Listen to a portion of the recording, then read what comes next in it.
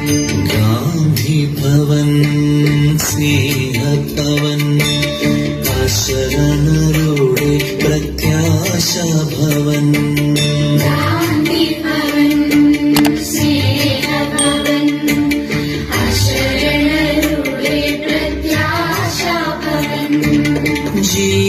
ജീവിതയോധനത്തിൽ മുന്നേറുവാൻ പ്രാർത്ഥന ആയുധമാക്കി നാം മാറ്റണം. ബ്രഹ്മത്തെ നമ്മൾക്കറിയണമെങ്കിൽ ധർമ്മത്തിലൂടെ ചരിക്കാൻ പഠിക്കണം.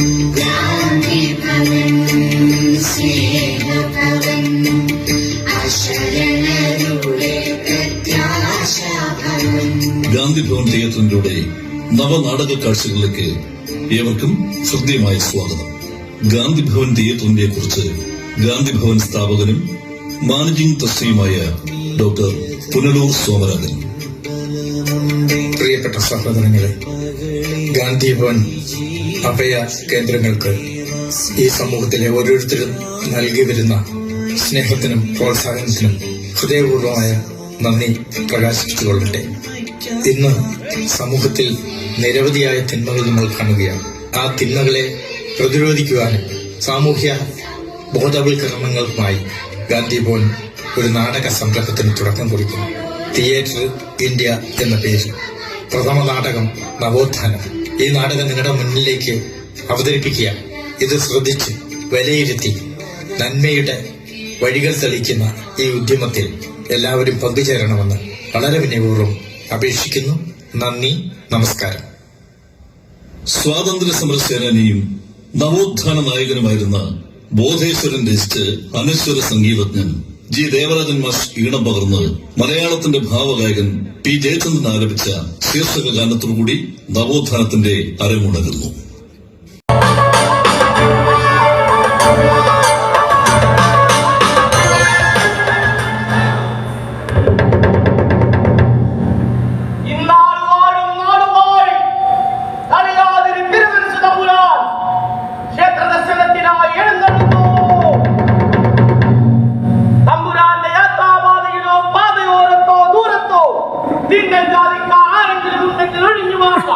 ഇത് കളിയാതിരി തമ്പുരാന്റെ കൽപ്പന.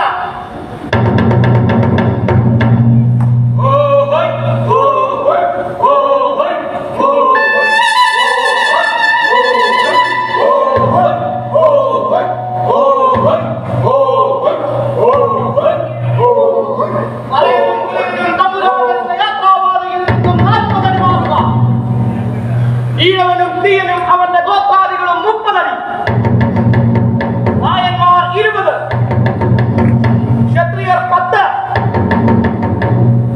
ഇത് പാലിക്കപ്പെട്ടില്ലെന്ന് വന്നാൽ അത്തരക്കാരെ കൊല്ലുന്നതിനുള്ള അവകാശം തമ്പുരാൻ മാത്രമേ. എന്താ വഴിയിൽ തടസ്സം വരുന്നതും ഒരാൾ വഴിമുടക്കി നിൽക്കുന്നു. കുതിരപ്പുറത്ത് തിരുവിളക്കുണ്ടാവില്ല. വഴിയിൽ താഴെപ്പുറത്തില്ല, അതവിടെ പുറപ്പുറയാളിയാവും. മാറി നിൽക്കാൻ പറയുക. ഇന്നാട്ടിലെ പരമാധികാരിയായ തലയാതിരി തമ്പുരാൻ കൽപ്പിക്കുന്നു, വഴിമാറുക, വഴിമാറുക, വഴിമാറുക.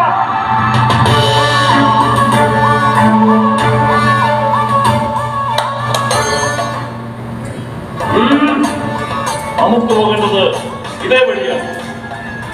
എതിർ ദിശയിൽ വഴിമുടക്കി നിൽക്കുന്നത് ഏത് തലയാതി തമ്പുരാനാണെങ്കിലും വഴിമാറണം.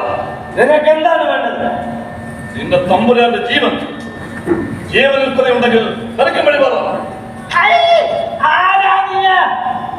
4 നാൾക്ക് മുന്നേ നീ കൊന്നിരുന്ന ചോവന്റെ പിടിമാടുന്ന നീയിൽ നിന്നും മനസ്സിലെ പകയുമായി വന്നവൻ ആറാട്ടുവിടെ വേലാഴ്ചപ്പെടുത്തുന്നു.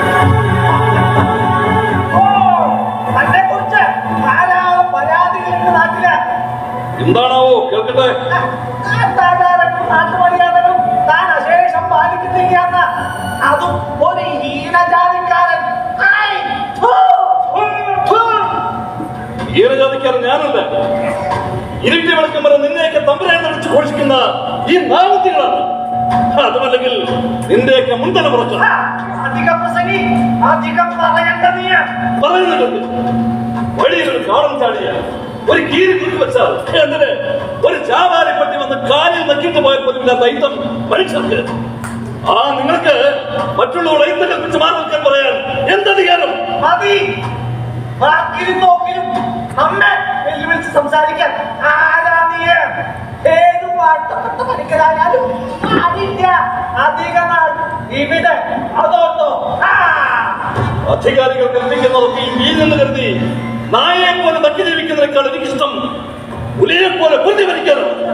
ആരോടാ സംസാരിക്കുന്നതെന്ന ബോധമുണ്ടോ നിനക്ക്? ബോധം അതുണ്ടാകേണ്ടത് നിന്റെ തമ്പുരാനാണ്. എന്റെ വർഗം കറുത്തവരെന്നും ജാതിയെ കുറഞ്ഞവരെന്നും നിങ്ങൾ പറയുന്നു. അതിന്റെ പേരിൽ കാലങ്ങളായി അവർ അടിമത്തം അനുഭവിക്കുന്നു. നമ്മുടെ പെണ്ണുങ്ങൾക്ക് മാറുമറയ്ക്കാൻ അവകാശമില്ല. മുഖത്തിന് കാലിൽ പോവും പാടില്ല.